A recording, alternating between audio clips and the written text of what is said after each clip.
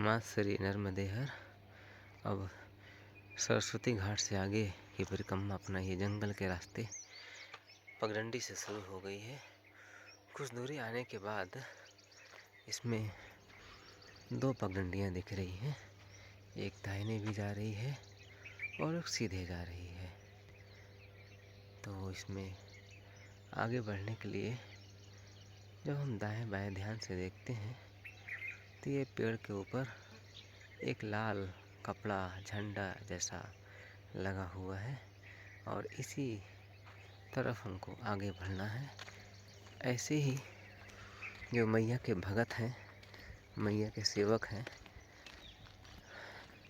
जंगल में जगह जगह पर ऐसे पत्थरों पे चूने से निशान या पेंट से निशान या ऐसी झंडियाँ लगा रखते हैं, जिसके सहारे ये पैदल परिक्रमावासी मैया के तट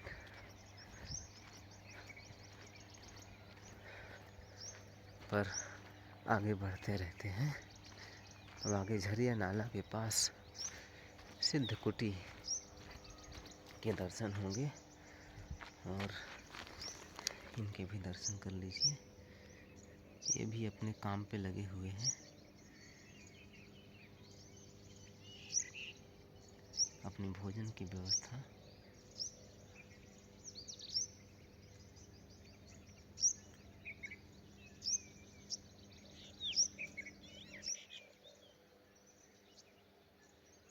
माँ श्री नर्मदे हर।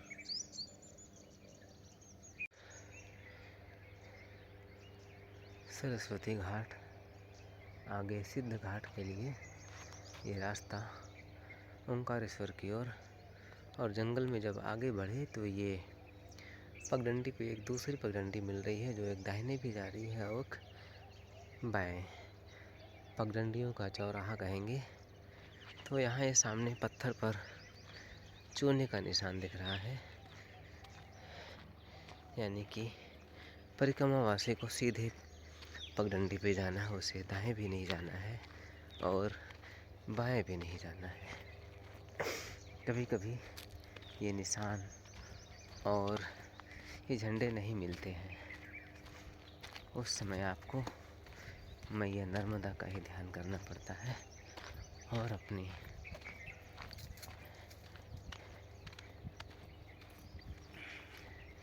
मैया नर्मदा के ही सहारे चलना पड़ता है।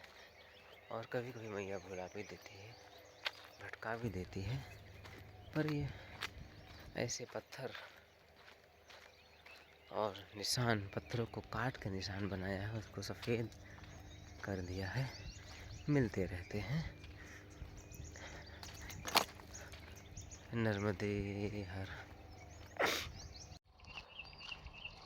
पीछे जब हम उत्तर तट पर थे, मंडला से अमरकंटक की ओर, तो मैया ने हृदयपुर के जंगल कुटरई, फुलवई, खड़गी संगम के पास जंगल में भुला दिया था, रुला दिया था।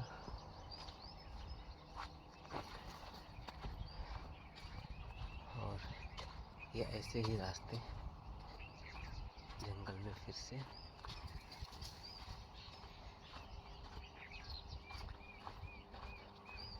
अब ये जबलपुर का सीमा मैया का तट का लगभग आज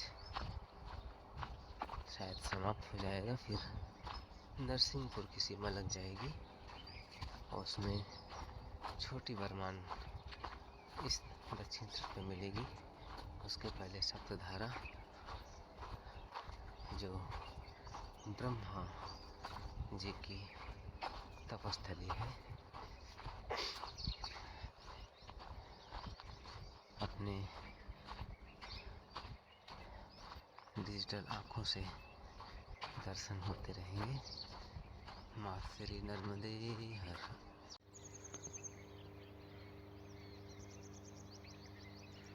ये टेसू के फूल जहाँ भी दिखते हैं अपना मन मोह लेते हैं। अभी इधर फूल के साथ इसमें फल भी आने लगे हैं और ये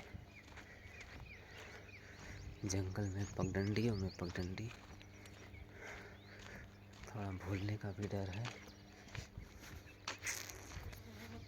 कि कहीं दूसरी पगडंडी पे ना चले जाएं, क्योंकि इसमें लगातार हर थोड़ी दूरी पे दूसरी पगडंडी। यहाँ भी देखिए, एक बाएं और एक दाहिने।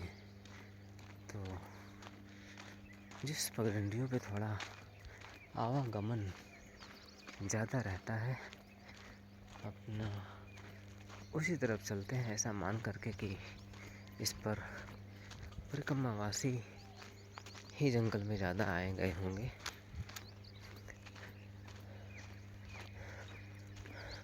वो रास्ते ऐसे भी रहते हैं जिस पे आसपास के गांव के लोग जंगल में लकड़ी काटने, गाय बकरी चराने भी आते हैं, तो उसकी भी पगडंडी बन जाती है। माथेरी नर्मदे हर।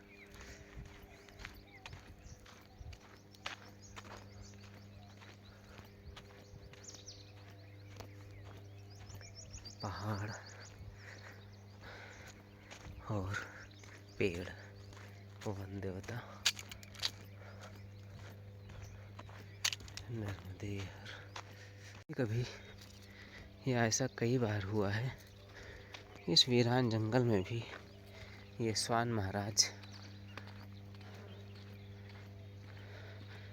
प्रकट हो जाते हैं और आपके आगे पीछे ही चलेंगे ये, जब तक कि आप अगले मुकाम पे नहीं पहुंच जाएंगे। और ये उछल कूद करते हुए अभी दाएं बाएं ही चलेंगे।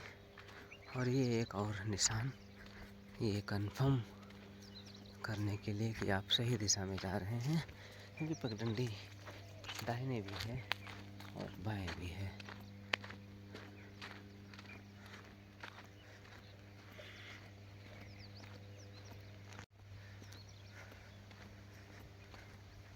अद्भुत लीला है मैया की। ये 2 स्वान महाराज थे, पर 2 में से एक जो है वो दोनों ही हैं।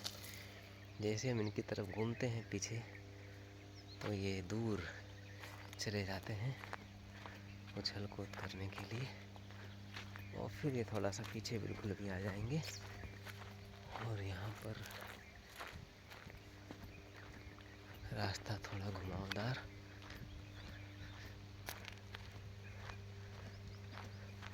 नर्मदे हर।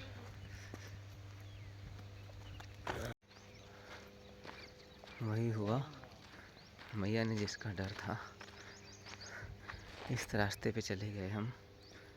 100 मीटर ही गए थे कि ये मैया के भगत लोग मिल गए और वापस ले आए। इस रास्ते से जाना है, अभी इस पर सीधे ही जाना है। हाँ, हम यहीं से तो निकले, यहाँ से निकल के इधर घूम गए।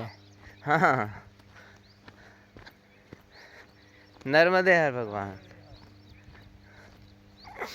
यहाँ से दाहिने घूमना था, क्योंकि सामने रास्ता ये बंद है खेतों का, तो हम बाएं घूम गए।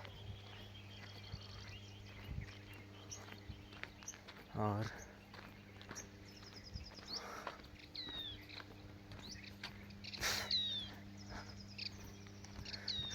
अचरज, इस स्वान महाराज वहाँ से पीछे नहीं दिखे। ज़रूर वो घाट की ओर ही गए होंगे मैया के, और हम भी ध्यान नहीं दे पाए,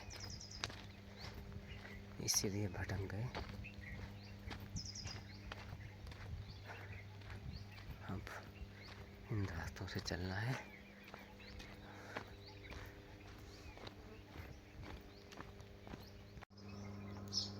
ये हम आ गए सिद्ध कुटी, और ये अपना विश्राम तो थोड़ा हो गया। भगवान भोलेनाथ यहाँ विराजमान है, और वो दूर उपवन में बजरंगबली दादा भी अपने गदा के साथ बिल्कुल कहाँ चले गए ये है। और कुटिया में अभी माता शीतला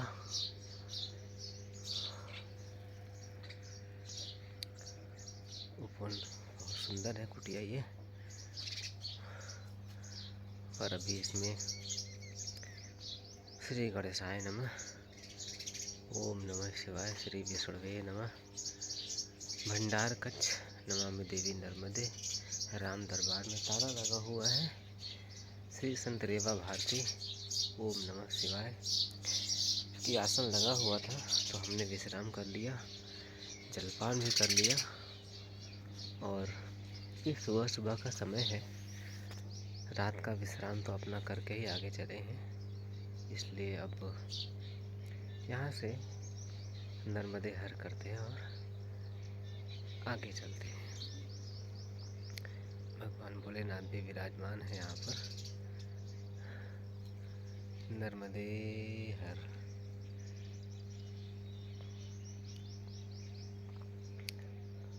गौरैया भी अपनी चहलकदमी कर रही है।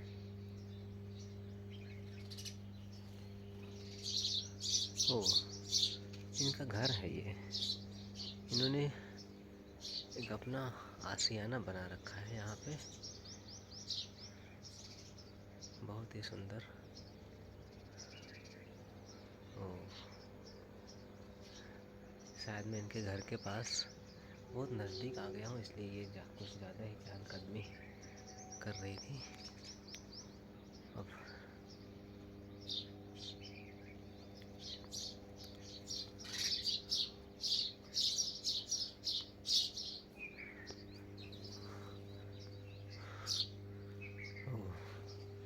ऐसी कुटिया में महान संत ही रहते हैं।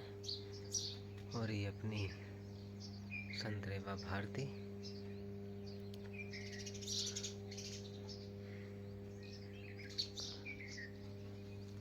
इनके दर्शन हो जाते, और शायद अपने भाग्य में इनका दर्शन नहीं लिखा हुआ है। तो अब आगे की ओर अपनी परिक्रमा ओम शांति शांति शांति जारी रखते हैं। नर्मदे हर। अब इस कुटी से ये रास्ता समझ में आ रहा है। कुटिया बड़ी सुंदर है। यहाँ पे कटहल, आम, अमरूद, पपीता, आंवला और ये शहतूत, तुलसी माँ तो हर कुटी में, और ये गुड़हल। यहाँ से आगे एक छोटी झाड़ी में कुटी दिख रही है, शायद कोई वहाँ एक बाइक भी खड़ी है, तो जंगल में रास्ता पता चल जाएगा। नर्मदे हर पूछते हैं वहाँ से। ये बहुत दिन के बाद इनके दर्शन हुए हैं। ये जब हम उत्तर तट पे बड़वा से आगे लक्कड़कोट की झाड़ी में थे तो इनके दर्शन होते थे जंगल में। और ये इनके 4 गुना साइज के रहते थे, पर ये भी बहुत छोटे हैं। और ये आगे जंगल का रास्ता, और ये कुछ इधर से फेंसिंग भी, बाउंड्री भी, तार लगे हुए हैं।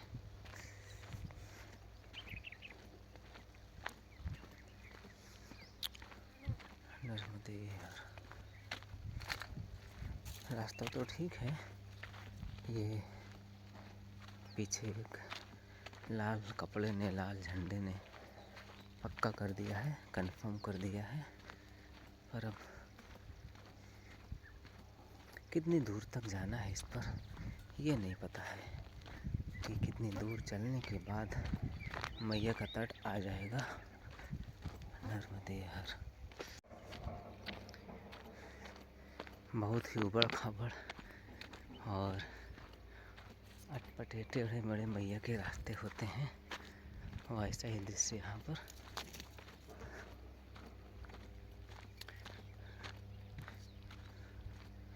झिरिया नाला सिद्धकुटी से आगे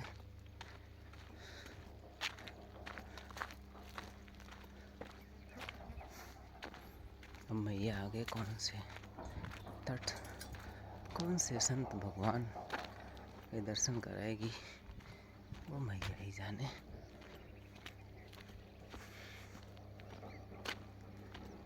हे माँ माते नर्मदे सुने। बहुत दूर एक जंगल में कुटी और दिख रही है, शायद कमरे में नहीं आएगी, आएगी थोड़ा दूर, ये यहाँ पे है, वहाँ से कुछ पता चलेगा। ये इतने बड़े बड़े शिलालेख, सफ़ेद पत्थर, ज़रूर इनकी कुछ मूर्तियाँ बनाई जाती होंगी। इधर भी एक गड्ढे से खोद खोद के निकाली जा रही हैं। इनसे पूछते हैं तो पता चलेगा। ये कुटी में खेत में रहने वाले स्थानीय लोगों ने बताया कि ये पत्थर सफ़ेद मूर्तिकार लोग, मूर्ति बनाने वाले लोग इसको ले जाते हैं और सफ़ेद शिवलिंग, सफ़ेद पत्थरों के शिवलिंग बनाते हैं। आगे बगरई गांव है, वहाँ पे शिवलिंग बनते हैं।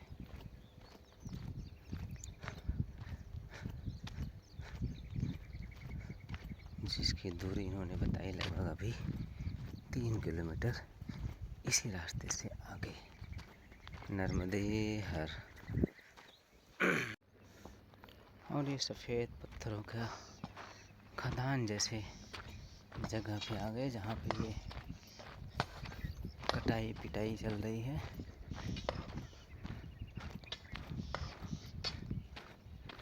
इसका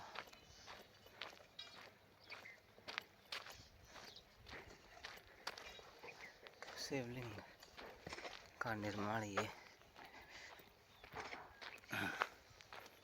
करते हैं। सफ़ेद शिवलिंग, बहुत ही बड़ा गड्ढा बनाया इन्होंने इसमें, शायद ये गाड़ी भी चली जाती है इसमें। और आगे भी कटाई पिटाई की आवाज़ आ ही रही है, और एक जंगल का रास्ता बार बार भटका दे रहा है, बुला दे रहा है।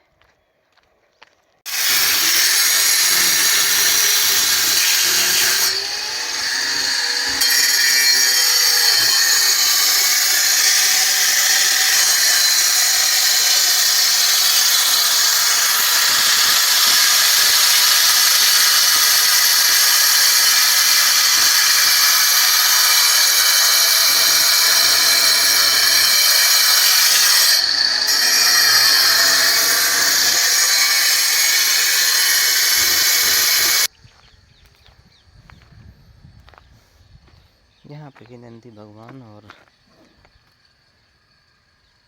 इन्हीं पत्थरों से शिवलिंग और नंदी भगवान का निर्माण यहाँ पे ये मूर्तिकार भगवान कर रहे हैं। नर्मदे हर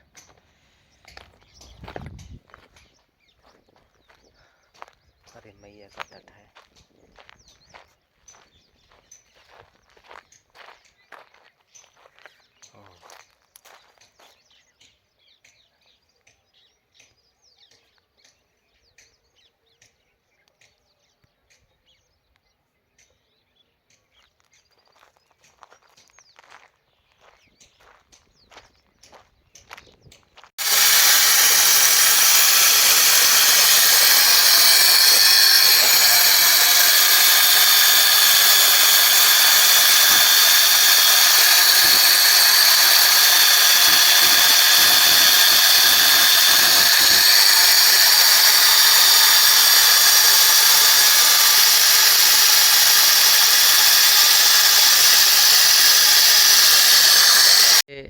अन्नू लाल वर्मा जी हैं और गांव है ये बगरई, जबलपुर सिद्ध घाट से मान ये आपका भेड़ा घाट से थोड़ा आगे बगरई घाट है।